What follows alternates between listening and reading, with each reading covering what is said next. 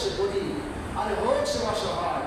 আরে বেলালের মতো তো অসহায় আপনার জমিনের মধ্যে নাই, খাব্বাবের মতো অসহায় তো এখন আর জমিনের মধ্যে নাই, আম্মারের মতো অসহায় তো এখন আর জমিনের মধ্যে নাই, ইয়াসিনের মতো অসহায় তো জমিনের মধ্যে নাই, সাহাবা রাদিয়াল্লাহু আজমাইনের কষ্টটা এখন আর জমিনের মধ্যে নাই।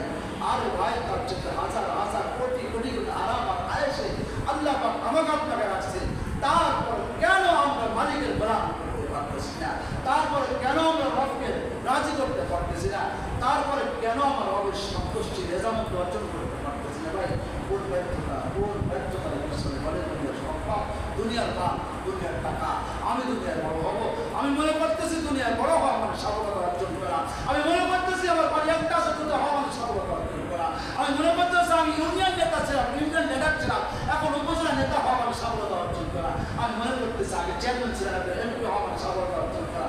খোদার কসম, এর মধ্যে কোনো কামিয়াবি নাই, এর মধ্যে কোনো কামিয়াবি নাই।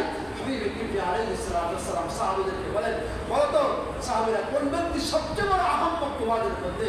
বলে ইয়া রাসূলুল্লাহ আল্লাহু ওয়া রাসূলুহু আলাম, আল্লাহ এবং তার নবী সেটা ভালো জানেন। নবী আলাইহিস সালাম বললেন সবচেয়ে বড় আহম্মক ওই ব্যক্তি যে তার ওয়ারিসের মালকে ভালোবাসে।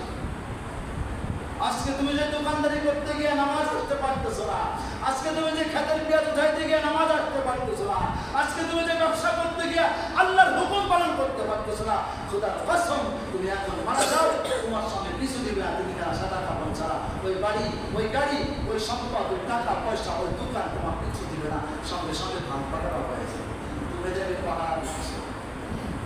আল্লাহ আপনাদেরকে আমল করাতে হবে, আল্লাহ আমাদেরকে পরিপূর্ণ সম্পদ অর্জন করাতে হবে, আল্লাহ পাকের রেজামত অর্জন